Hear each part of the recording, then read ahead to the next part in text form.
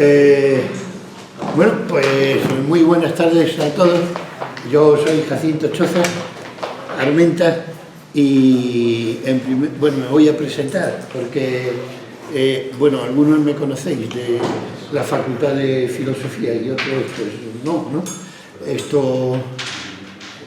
Yo llegué a la facultad, yo soy de Sevilla, nací en Sevilla, estudié en Sevilla el bachillerato en el Colegio San Francisco de Paula y lo terminé en Huelva, en el Instituto La Rábida de Huelva, y luego pues hice la carrera en Sevilla, en Madrid, y ya luego di muchas vueltas por el mundo y por España no tanta, pero bueno, y luego volví a Sevilla en el 80 y el curso 82-83, cuando pues saqué la cátedra de Antropología Filosófica, que era entonces, y que estaba empezando la Facultad de Filosofía en Gonzalo Bilbao, cuando, bueno, y algunos recordáis aquello, otros no. Y bueno, pues yo empecé, yo terminé la carrera en el año 69 y empecé como becario del Ministerio para hacer la tesis doctoral, o sea que desde el año 69 me dedico a la antropología filosófica y a la filosofía de la cultura, y el año que viene hará 50 años que me dedico, porque desde el 69 hasta el 2019 pues son 50, ¿no?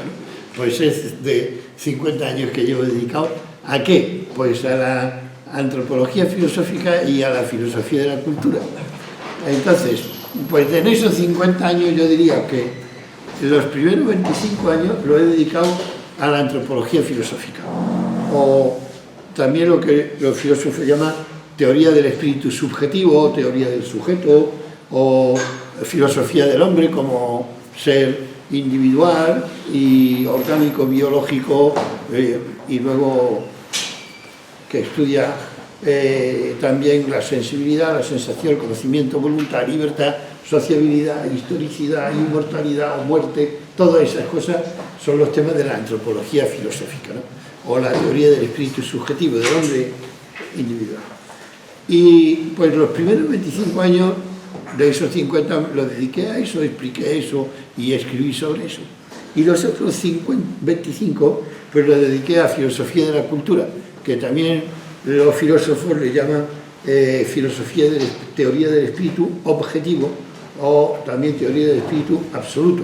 El espíritu entienden por filosofía del espíritu objetivo la cultura, y por filosofía del espíritu absoluto, filosofía del arte y de la religión. Entonces, pues yo me he dedicado a eso primero, a filosofía del hombre, luego filosofía de la cultura, luego filosofía del arte y luego filosofía de la religión. Y bueno, y he ido escribiendo libros sobre eso, y los últimos que he escrito son sobre filosofía de la religión, y por eso cuando José me dijo que podía participar en este ciclo sobre la luz, pues dije, bueno, como ahora me dedico a filosofía de la religión, pues voy a hablar de la luz y lo sagrado. Y entonces con eso más o menos ya tenéis una idea de lo que he hecho, de a qué me he dedicado, dónde he estado, quiénes son mis maestros y dónde estaban y tal. Bueno, la verdad es que cuando empecé a preparar esto, dije, bueno, yo voy a recoger lo que yo, las cosas que yo he estudiado y he escrito sobre la luz y lo sagrado, y que ya las tenía en diferentes libros, ¿no? Pero bueno, fundamentalmente este es el tomo primero de una filosofía de la religión que empecé hace 3 años, que es el culto originario, la religión paleolítica. El tomo segundo es la moral originaria, la religión neolítica. El tomo tercero, que es exactamente igual que este, se llama la revelación originaria, la religión de la edad de los metales, y el cuarto, que está saliendo de la imprenta ahora, y el cuarto, que es el que estoy escribiendo ahora, pues se llama la oración originaria, la religión de la antigüedad, más o menos, y esa es y yo creo que este año es el último año que yo doy clase como emérito, mi último año, y lo acabaré con el último libro sobre filosofía de la religión, y habré hecho un recorrido sobre pues, el espíritu subjetivo, el espíritu objetivo y el espíritu absoluto, que es una nomenclatura que usan los filósofos para así. Esto, como yo sabía que he visto las conferencias y las sesiones que ha habido antes, que aquí hay científicos y humanistas de otras escuderías que no son la filosofía, pues digo, bueno, y luego conforme iba yo recogiendo materiales para organizar esta charla, pues yo dije, pues no, yo iba viendo las sesiones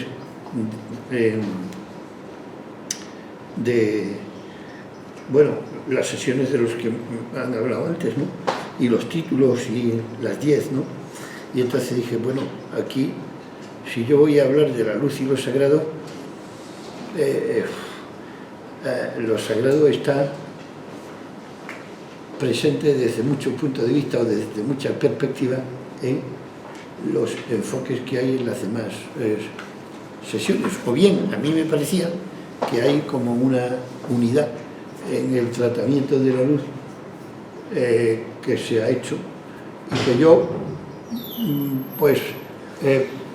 pensaba que se puede organizar en los siguientes pasos, ¿no? O sea, primero la luz desde el punto de vista físico, que ya ha habido una sesión sobre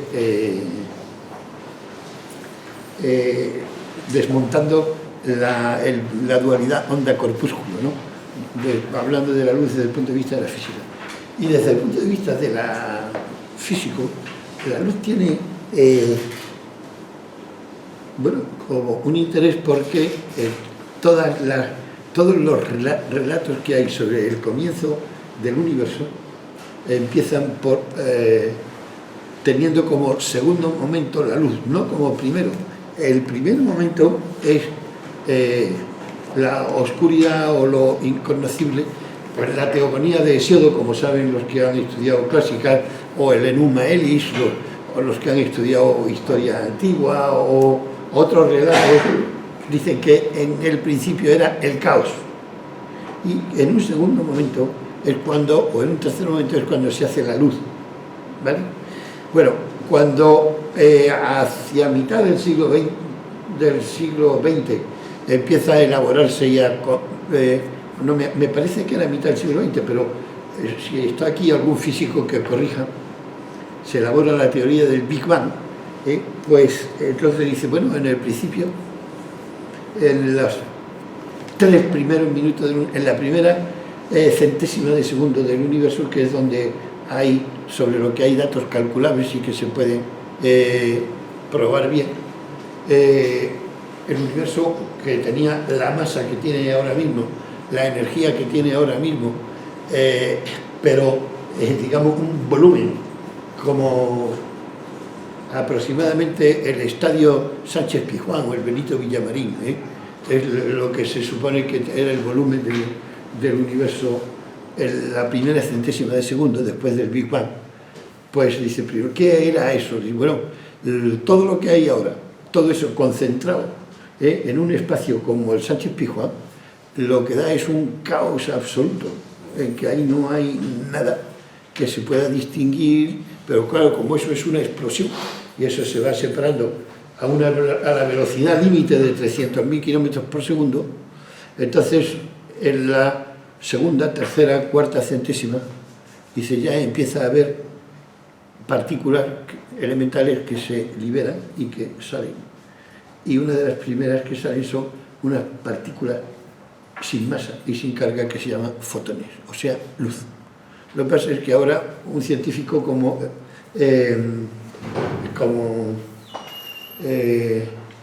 los científicos actuales esto no usan el término caos y luz, sino que usan los términos una densidad casi infinita en un volumen muy pequeño, y luego en vez, que es lo primero que había, y luego después lo que hay después de eso, dice, cuando empieza a abrirse espacio pero lo que hay es fotones. Bueno, fotones es luz, ¿no? De manera que hay muchas formas de decir que en el principio era el caos y que en un segundo momento lo que había era luz. Se puede contar como lo cuenta Hesíodo, o se puede contar como lo cuenta la teoría actual del Big Bang, que es así. Y entonces lo asombroso es ¿por qué esto? ¿Por qué? Digamos, hay esa coincidencia o reiteración, o siempre lo mismo, primero es algo oscuro y después es la luz. Yo conozco mejor las mitologías que la física, y entonces en las mitologías aparece, yo no conozco ninguna mitología que diga al principio es la luz, al principio es la oscuridad, o el caos, o la noche, y en un segundo momento es la luz. En las mitologías se dice, bueno, ¿por qué eso será así?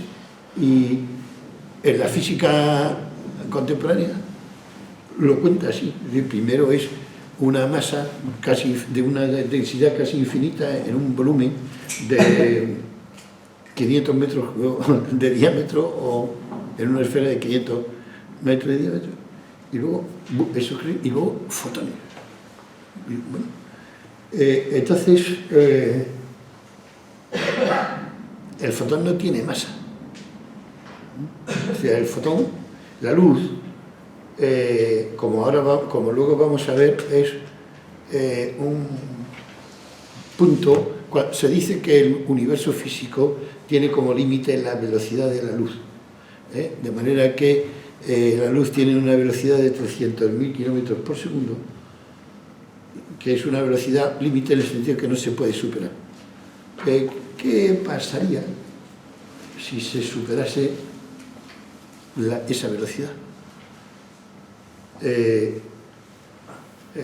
Aquí hay físicos y químicos, o por lo menos, y aquí hay científicos, estáis, ¿no? O sea, ¿qué pasaría si se superara la velocidad de la luz? O, más bien, ¿qué pasa cuando se supera la velocidad de la luz? Pues, vamos a ver, la velocidad de la luz es el ámbito de las realidades materiales. Si se coge un punto y se estira, pues y yo voy estirando el punto, pues, y os pregunto, cuando yo estiro un punto, ¿qué surge antes, el espacio o el tiempo? Entonces me diré, bueno, pues a la vez, si tú coges un punto y lo estiras, pues a la vez surge el espacio y el tiempo. Vale, claro. Entonces, y la unión de espacio y tiempo, pues eso es la noción de velocidad, ¿no? Velocidad es el espacio recorrido por unidad de tiempo, más o menos, ¿no? Y seguro que si tenéis algo que corregir los científicos, aquí lo corregís, lo mejoráis, y mejor para todos, porque yo decía, no, yo voy a hablar de forma, no de las cosas que yo sé, sino de las que no sé, porque así me corregís y entre todos podemos ver, ¿no? Y estas cosas yo no las sé, sino que las he oído y algunas las tengo así como referencia, ¿no? Entonces, digamos que el mundo que llamamos empírico, que llamamos material, es el mundo de una velocidad siempre inferior a 300.000 kilómetros por segundo, ¿no? ¿Qué pasaría si de pronto, digamos, un proceso superara la velocidad de la luz y tuviera una velocidad máxima? Entonces, si se superara la velocidad de la luz, lo que ocurriría, imaginaros que, por ejemplo, superarla, ¿eso qué tontería es? ¿Por qué no se va a poder superar la velocidad de la luz? ¿Y por qué es? ¿Por qué no se va a poder? ¿No podría acelerarse un poquito más o lo que sea? Vamos a ver, ¿y cuánto más se puede superar? ¿Cuánto más? ¿Qué pasaría, por ejemplo, si alcanzáramos una velocidad como muy superior a la de la luz y fuera una velocidad, vamos a suponer, infinita? Si yo tengo una velocidad infinita, digamos que un espacio, por pequeño que sea, si yo voy muy rápido, lo recorro en muy poco tiempo. Pero si la velocidad esa es infinita, ¿cuánto tiempo tardo en recorrer ese espacio? Cero, ¿verdad? Cero. Lo que quiere decir que no hay espacio. Y si no hay espacio, tampoco hay tiempo. ¿No? Bueno, eso es el mundo de la sensación, el mundo psíquico y el mundo espiritual. Es decir, no, por supuesto que se tarda tiempo desde que un estímulo va por el dedo, pasa por el nervio, llega a las neuronas y hasta que yo lo siento, claro, sí, se tarda tiempo, pero ¿cuánto tiempo se tarda desde que yo empiezo a sentir el pinchazo hasta que ya lo siento? O ¿cuánto tiempo se tarda? No sé si esto se entiende. Bueno, lo que quiero decir es que la luz es... Yo no sé qué tiene que ver la luz, pero algo tiene que ver con el origen del mundo. ¿Vale? Está ahí, uno. Pero alguien habló de la luz como onda, partícula, y yo no sé cuál es la relación de la luz con el Big Bang y cómo está la luz ahí en el principio de eso. Bueno. Pero sí sé que tiene que ver la luz con el comienzo de la sensación, de la conciencia y del pensamiento, que es lo que os acabo de decir, y que luego los filósofos estudiamos mucho eso, y los psicólogos también. Ahora luego lo veremos más despacio. Y en medio, entre lo inorgánico y lo psíquico, hay una cosa que es lo vivo, o la vida, que tiene mucho que ver con la luz. Porque, digamos, la luz es una forma elemental, como está escrito ahí en el guión, una de las formas, digamos, elementales de energía y de actividad y de fuerza en el universo y en la formación del cosmos, y que está operando siempre ahí en el cosmos, ¿no? Bueno, es un tipo de partícula muy especial, pero son partículas. Bueno, igual no son partículas, sino que son ondas, pero yo ahí no me meto ya. ¿No? Bueno, y desde el punto de vista físico, la luz es energía, ¿vale? Desde el punto de vista de la vida, de lo viviente, digamos, la luz, además de ser energía, que mueve, que puede quemar o que puede transformar o tal, además de ser energía, la luz es otra cosa como muy sorprendente y nueva, que es, la luz es alimento. Entonces, hay una serie de vivientes que llamamos vegetales, que por así decirlo, comen luz. O, dicho de otra manera, hay un tipo de organismos vivientes, cuando la vida surge, cuando el mundo surge, ahí está la luz desde el principio. Cuando la vida surge, resulta que los primeros vivientes, una de las cosas que hacen es alimentarse de luz. Entonces, hay lo que llaman los... y en el papelín que os he dado está escrita la ecuación de la fotosíntesis de Sachs. La fotosíntesis es una acción de un tipo de vivientes que los ecologistas llaman autótrofos, que son los que se alimentan de sí mismos y se alimentan de lo inorgánico, y cogen con la luz del sol y transforman lo inorgánico en orgánico, o sea, en hidratos, en carbohidratos, en azúcares, alcoholes y tal. Un vegetal es un viviente que es capaz de usar el sol como alimento. La luz, y la luz la usa como alimento. Bueno. Entonces hay otra pregunta y además los vivientes autótrofos, los vegetales, son los que efectivamente, como dicen la ecología, perdón, no los ecologistas, los ecólogos, es lo que suministra alimento a todos los demás vivientes, a los que ellos les llaman heterótrofos, los que se alimentan de otras cosas de los demás, que son los que se llaman animales, entre los que nos contamos nosotros. Entonces nosotros nos alimentamos de o animales o vegetales, normalmente. Y entonces eso, pues, sale de la luz. Y hay otra cosa que yo no sé y que me gustaría saber, y que si aquí había, o no sé si está aquí, una profesora de química que iba, no está, ya no viene, ¿o qué? No, he venido hoy. Ah, pero viene de... Hoy de ciencias no tenemos a nadie. No estáis aquí nadie de ciencia, qué pena. Bueno, tenemos a un psiquiatra. Psiquiatra, ¿tú eres psiquiatra? Ah, bueno, pues saben de eso, los médicos saben de eso. Esto, pero yo digo, no sé, pero digo, la luz, ¿qué papel habrá jugado la luz en el origen de la vida? Por lo que yo he estudiado y tal, creo que no se sabe bien todavía cuál es el origen de la vida. O sea, se sabe que es el código genético, cómo se construye un organismo viviente, bueno, bien, se va sabiendo cada vez más y tal, todo eso, ¿no?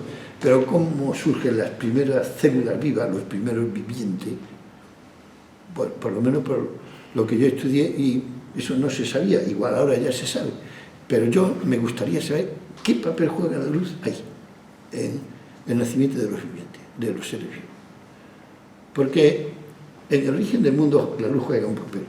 Seguramente en el origen de los vivientes también juega un papel, porque se alimentan de luz, los primeros vivientes, y los que se alimentan de luz alimentan a todos los demás.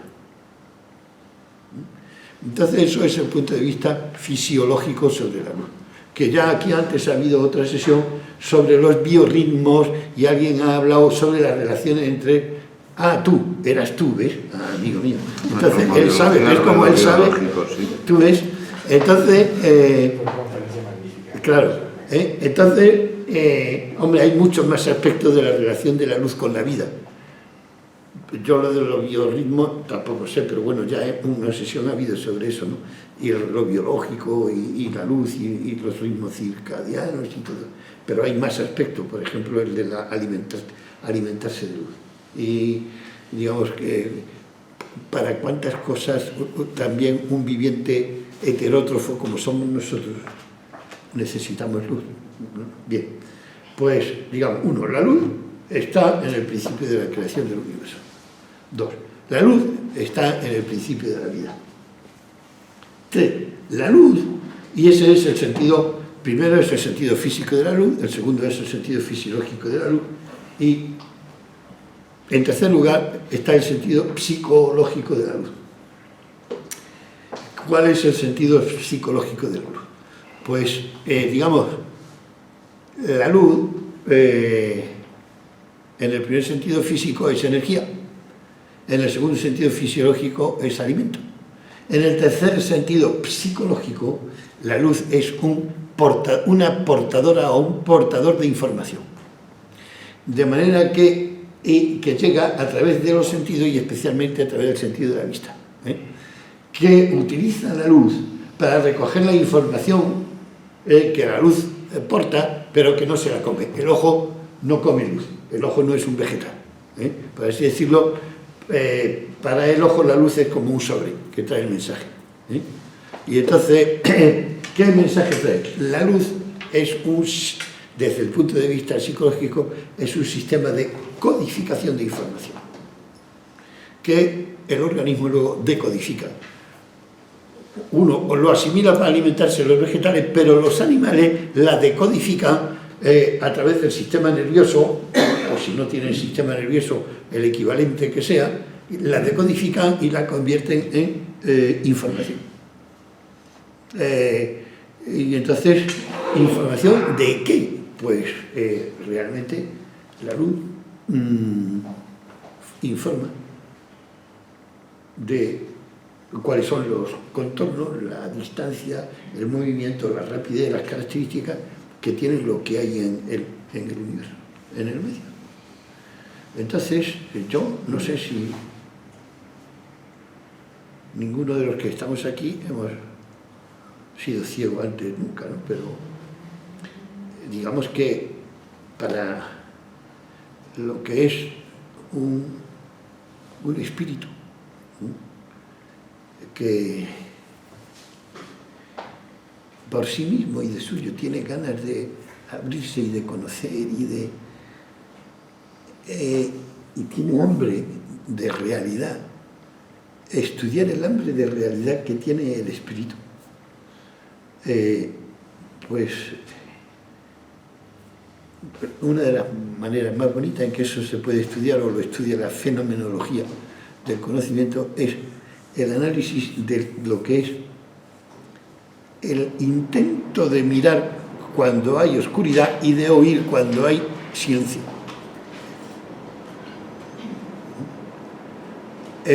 Nosotros diferenciamos el silencio de la sordera y diferenciamos la oscuridad de la ceguera porque, digamos, en la oscuridad y en el silencio, quien no habla, no envía su información codificada, es el mundo exterior. Nada, no nos envía nada. No hay nada codificado a través de la luz que nos llegue o a través del sonido que nos llegue, ¿no? Pero el espíritu está activo y está. En la actividad del espíritu se llama atención. Atento, estoy atento, yo quiero oír y quiero ver, pero no se ve nada y no se oye nada porque no hay luz. O el equivalente sería no hay aire o no por el que se transmita, digamos, ¿no? O no hay, y por lo tanto no se oye nada, ¿no? Bien, pero está activo el espíritu. ¿Qué es eso del espíritu?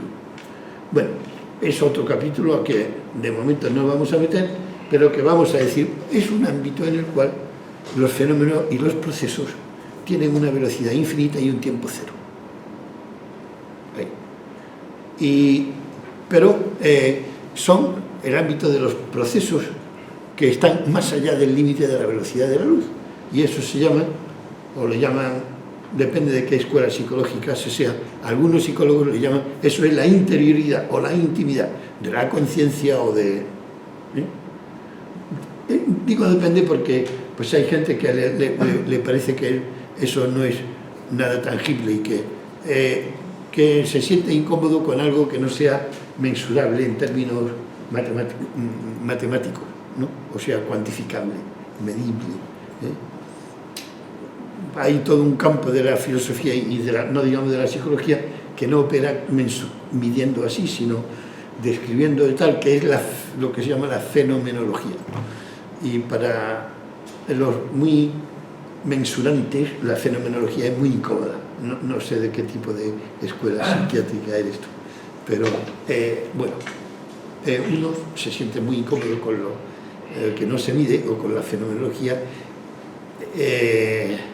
y se siente muy cómodo con la noción de conciencia, espíritu, intimidad, recuerdos y tal y todo eso, ¿no? Que pertenece a un mundo que, digamos, no se suele medir empíricamente cuánto tiempo tarda, cuánto volumen, la medida, ¿no? Bueno, entonces, digamos, resulta que el medio físico tiene la luz, como tiene la velocidad límite, lo codifica todo e informa de todo. Bien, esa información llega al viviente. El viviente la puede decodificar cognitivamente, aparte de que la utilice nutritivamente, pero eso es otra cosa, la decodifica cognitivamente para, digamos, conocer lo que... tener un tipo de conocimiento de... Bueno, ¿y conocimiento de qué? ¿De cuántas cosas? Bueno, pues vamos a ver, básicamente, la luz lo que hace es presentar al viviente en simultaneidad la totalidad de lo que hay, o casi en simultaneidad. ¿Por qué? Pues porque es muy rápido, porque es la velocidad máxima y porque en el límite, digamos, lo abarca todo y porque la luz es un tipo de energía que va y se expande a todas partes. No tiene una única dirección, ¿no? Sino que digamos, va en todas las direcciones y en todas las direcciones recoge información y en todas las direcciones la codifica y la transmite, ¿no? Y por eso la luz se asimila mucho al conocimiento humano, a la inteligencia, y hay continuamente metáforas entre lo que es la conciencia, la inteligencia y luego lo que es la luz. Entonces, bueno, esos son los tres primeros sentidos de la luz: el físico, el fisiológico y el psíquico, que ya se han dicho en conferencias anteriores o en sesiones anteriores, pero yo decía, bueno, y yo ahora quería hablar, recoger lo que se ha dicho antes y ponerlo en este orden para que se vea así un poco mejor, ¿no? Y luego hablar un poco más de lo que tipo es, de qué tipo es la luz de la inteligencia, qué tipo de, por qué se compara tanto la inteligencia con la luz.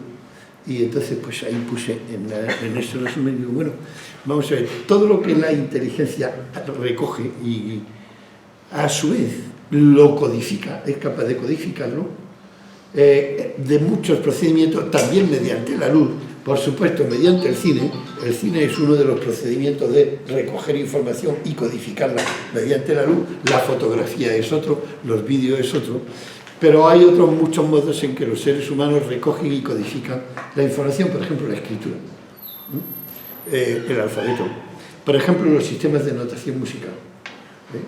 Entonces ahora fijaos, para que veáis un poco, yo creo que se ve bien así, la analogía entre la luz como portadora de información o como sistema de codificación y decodificación, y los que son sistemas de codificación naturales, el oído, la luz, el olfato, el gusto y el tacto son sistemas de codificación naturales.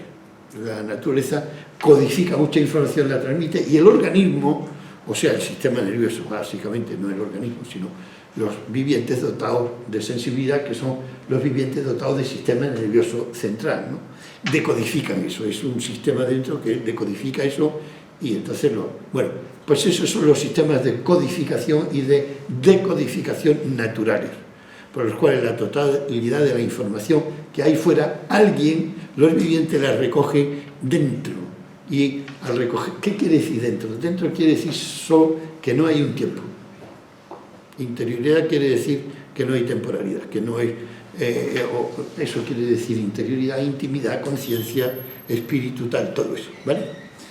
Entonces la codifican y es capaz de tener presente a la vez esto. Quizá para un ejemplo a lo mejor claro para que os sirva de decir qué quiere decir tener simultáneamente a la vez todo y que no pueda haber tiempo y que no haya tiempo, para que tengáis una sesión más o un concepto más intuitivo de lo que es espíritu, ¿vale? Digamos que el ejemplo más típico de lo que es espíritu y por supuesto de lo que es luz es el lenguaje, el hablar y el escuchar, y la música. Bueno, la música es igual que el lenguaje, ¿eh? Si yo o cualquiera de nosotros, cuando hablo, no tuviera en la conciencia, o cuando oigo música, lo que he dicho y lo que me falta por decir y lo que estoy diciendo,